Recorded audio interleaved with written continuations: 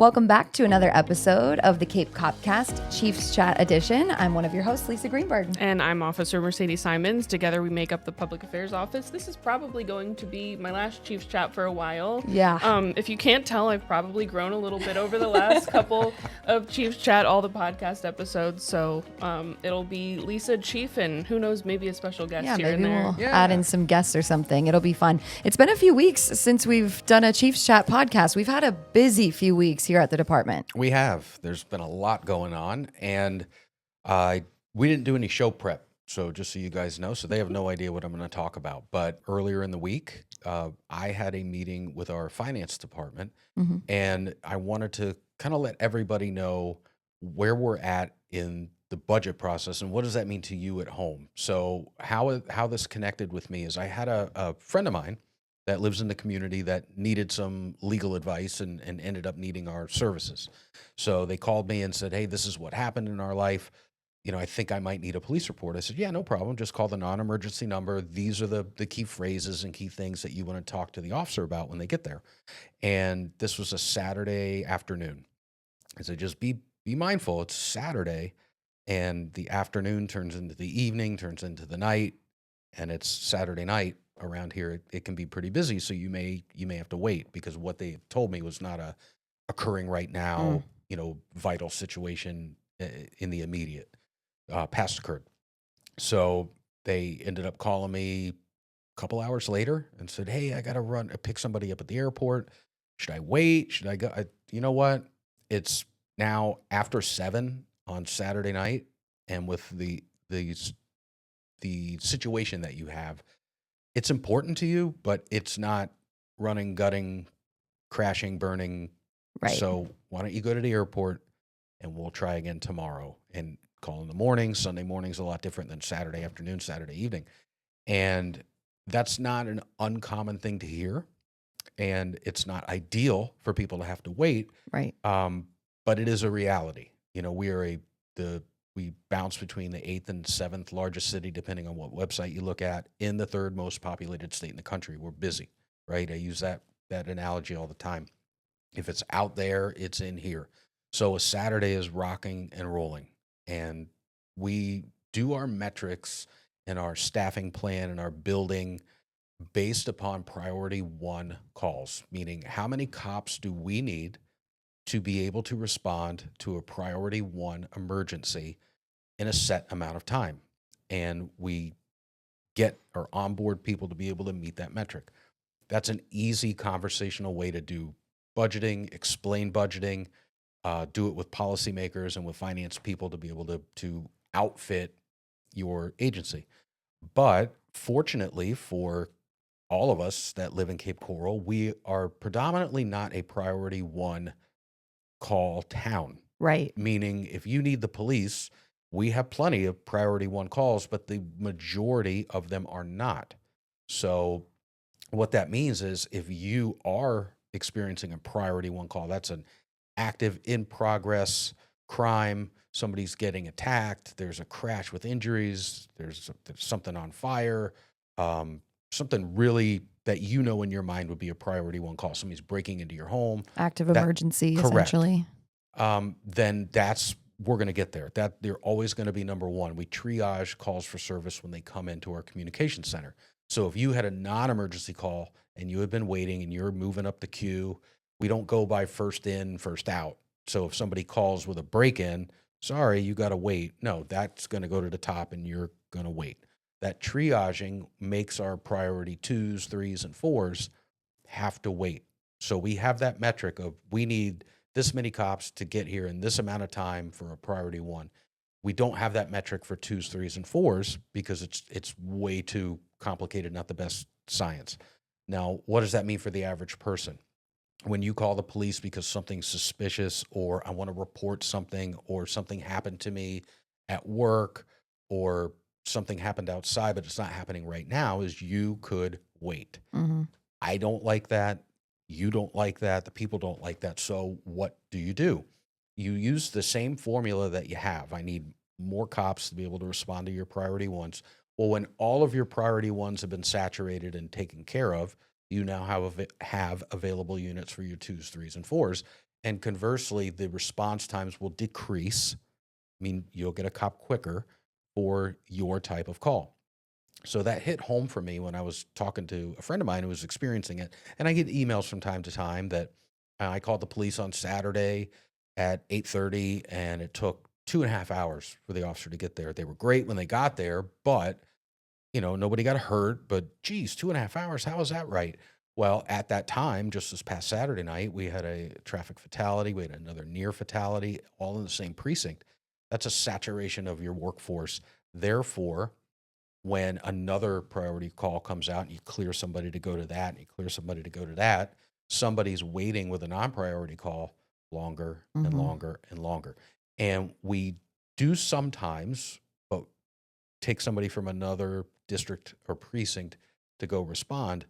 But now that precinct is exposed and you can get stuck out here. And then there's another call. I'm close to that. I'll back that one up. And then you're longer exposed and you're exacerbating the problem in another part of the city.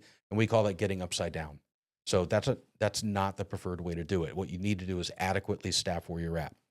So I thought of a visual that would explain to people how we're situated in a pretty quick, mental diagram, and then what we're trying to do and the support that we have from city management, finance, and the elected officials to meet that shared vision, right? So picture a 5-gallon pail, right? Everybody can Okay. kind of picture that in their head. Yes. And then you take a cardboard divider and put it into it. So it's an empty 5-gallon pail with a cardboard divider that divides it into fours.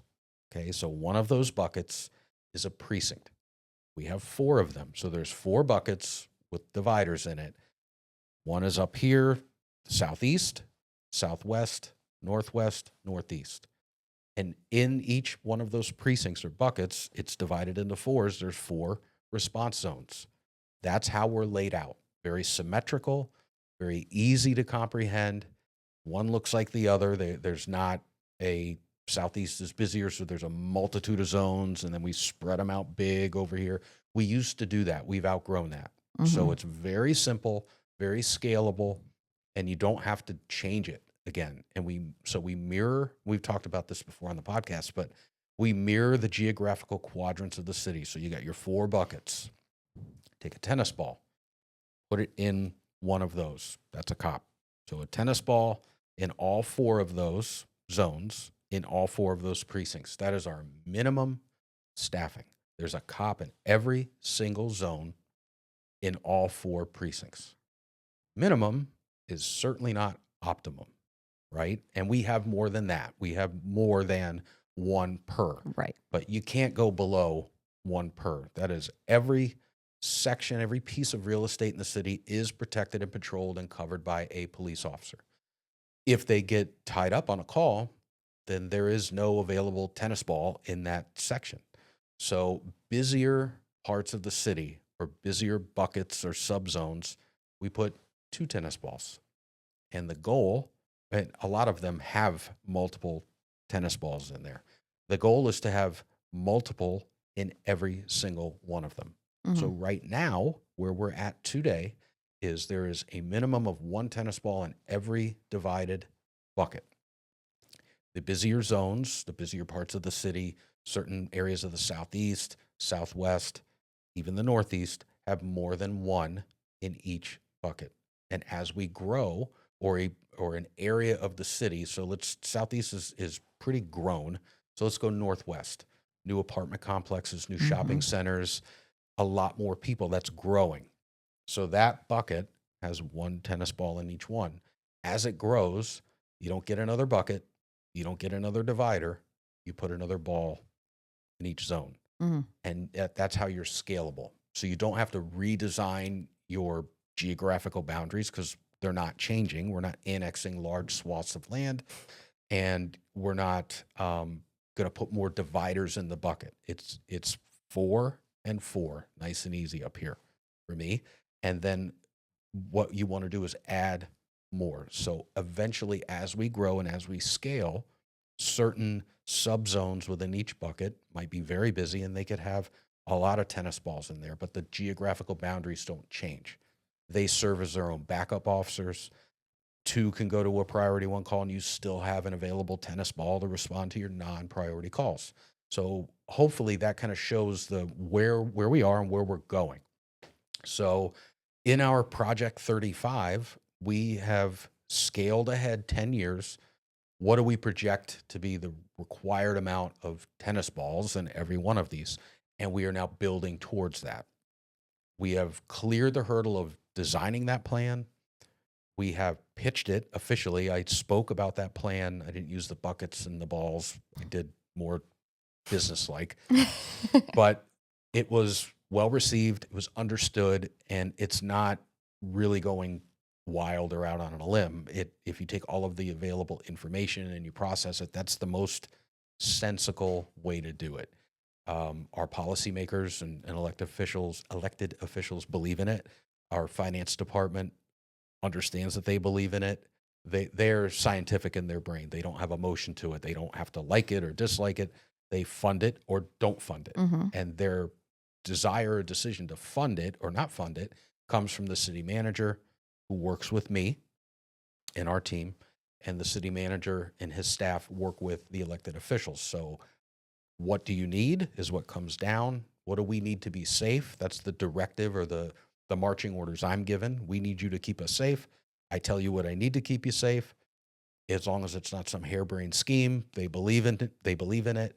That vision gets shared to city management.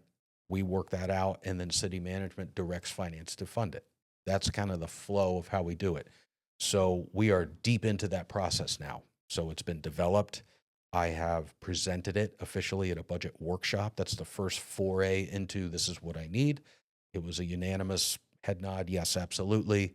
If you like what we're doing, if you like the way the food tastes today, as our restaurant gets bigger, we need this to be able to continue to deliver that.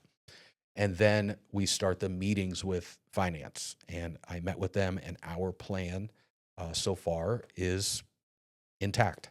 So we are on pace so that my friend and your friends and friends we haven't met yet that are priority 2s and 3s, thankfully, won't have to wait and go, what in the world? Why did it take so long? There's still going to be outliers like that. There's still going to be times like that. But we'll have more people to respond to our priority 1s, and our key metric of response time will diminish. And then by flooding that oversaturation to be able to do that, you have extra people that can diminish your response time to your quality of life and less life-threatening calls for service, because we are thankfully a priority 2 and below town that still has our share of 1s. Yeah. So if I thoroughly confused you, let me know. No, it makes perfect sense. And it's good to hear that there's backing for that, because I know it is frustrating. Every call is important to us, of course, but obviously we're going to have to respond to the active car crash that has people with injuries. We're going to have to respond to a domestic violence situation that's actively ongoing. Those types of situations obviously take priority to, oh, I just noticed that someone broke into my car last night and it's 2 p.m. in the afternoon. Nothing's going to change between now and an hour from now if that's how long it takes us to get there. So it makes complete sense. And I think it'll be good because, like you said, as we add more tennis balls, that wait time goes down. Right. And to that scenario that you pointed out, somebody broke into my car last night. You shouldn't have to wait. We don't want you to wait. And the question is, well, what are you doing about it? That's what we're doing about it. We're scientifically designing and building and scaling up. One point of interest here is, if all we had to do is staff the street, we could do that in probably 1.5 budget years. It would be easy to be able to do that. This fiscal year starts in October. We'd be almost caught up, and then the next one would be completely caught up. But you only see that. What happens when you have an increase in calls for service, an increase in crimes, an increase in other social demands like schools, having officers in schools, the value of that. Having more crimes means more detectives to investigate. Criminals get more sophisticated. When you have a lot of financial crimes, you still have property crimes. And unfortunately, as population grows and gets more dense, you have crimes against persons. and sexual crimes and crimes against children and all of these things that if you're not experiencing that, thank God you're not. But when you do, you want to know my police department's competent, that if my loved one, God forbid, has fallen victim to a violent crime or a homicide or anything like that, you need to know that we have the staffing, the technology, and the people to do it. So much like the road or the street is growing, so is the need for those other roles. Well, they are staffed from people on the street who are gaining experience and becoming seasoned police officers. That's where they get plucked from and go. So we take a couple of steps forward and then a couple of steps back, because we graduate 10 out of an academy, get them trained in house, and deploy 10. You don't net 10 on the street because there's traffic officers that are vacant, and we've got to stay on top of that. There's property crimes units that are not fully staffed, so you take a percentage and put them in there, and a percentage and put them in there. So out of 10, you net 6 out of a class, and those priorities fluctuate. So if there's an unfunded mandate that comes down from the government that you have to start doing this, that's going to be the priority. So 10 graduating, maybe 4 go to that, and then traffic and investigations wait to the next group. So as the population grows, we have to continue to hire, but the demands in other parts of the organization continue. So you net less than what you think. Right. So that's the multiple gears spinning within a big gear. Right. It's not as simple as just, let's add 10 officers to the road. There's a process, like you said, multiple gears spinning at once. But it's nice to remind people that we are staying on top of it, that the plans are in place, and we are going to get to a place where most of the time they're not waiting. I think it's important for people to realize, yes, you are a priority to us. Yes, we don't want you to wait, but sometimes you take those tennis balls and you might have one person in one zone and one in another, and suddenly there's this bad domestic violence issue that goes out. You need 2 to go to that. So now you have 2 zones that you might have had calls that were priority 2 or 3, and now they're both holding. And sometimes that's okay because they're other priorities. That's why we call it priority 1, is because it becomes a safety issue. So I think it's just great to bring that back to the importance of remembering it's not that it's not a priority to us, but in a way it's good that it's not something that needs to be handled right now. So yeah, people should be glad that they're a priority too, for sure. Yeah, the goal is to have each one of these subdivided buckets independently staffed and independent to be able to self-sustaining, right? That's the ultimate goal, where you don't want to pull from other parts. That's going to happen. That's just the nature of it. But the more you can minimize that and make each one of them self-sufficient, the response times within each one of those divided areas will exponentially get better. For sure. I know we like to end on a positive note, so I thought we would give a little shout out. We did publicly name our interim deputy chief this week. Captain Matt Campion is now our interim deputy chief after Deputy Chief Phil Van Landshut retired. And I know that this is obviously very exciting for our department to continue to move forward. It's excellent. And Matt was, within a week, a recent graduate of the prestigious FBI National Academy in Quantico, Virginia.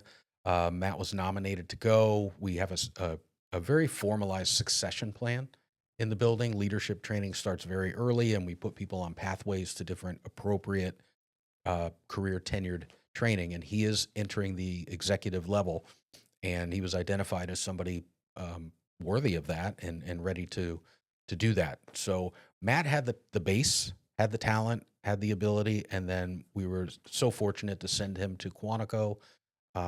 It's world renowned, and it teaches you a lot of it polishes off a lot of the rough edges for somebody who's already talented in things like how to lead large, contemporary, dynamic organizations like ours. We're over 400 plus people and growing every day and doing multiple things. It's a busy place, and to lead in that fashion where you don't see your subordinates face to face every day, like a small business, you rely on other people to do it. And that takes an educated leader.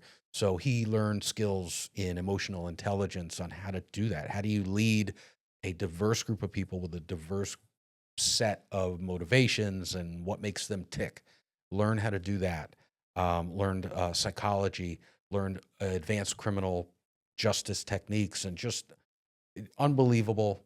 We're so thrilled to have him graduate from there, represent us, do so well, and represent Cape Coral as a whole and the Cape Coral Police Department, and come back. And I can already see what was a talent is now refined. And for us to put that into action, it's going to benefit everybody in the building and everybody in the community. So couldn't be more proud. For sure. Yeah, I think that's great. And on top of that, it's like a level of physical fitness that's very challenging to maintain.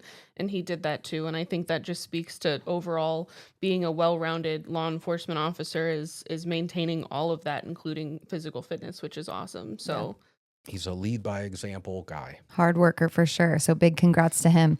All right, Chief, anything else? That's a full plate. That is a full plate. We are pushing 20 minutes here. So awesome. Well, thank you so much for joining us today, and we'll catch you next time. stay safe. Thank you for listening to the Cape CopCast, where we dive into the heart of the Cape Coral Police Department safety initiatives, community relations, and the insightful stories of different officers that make up our department. Please like and share our podcast. If you have feedback, you can email capepdpao@capecoral.gov. And remember to follow us on social media. Our handle is @CapePD on all major platforms. Stay safe, stay Cape.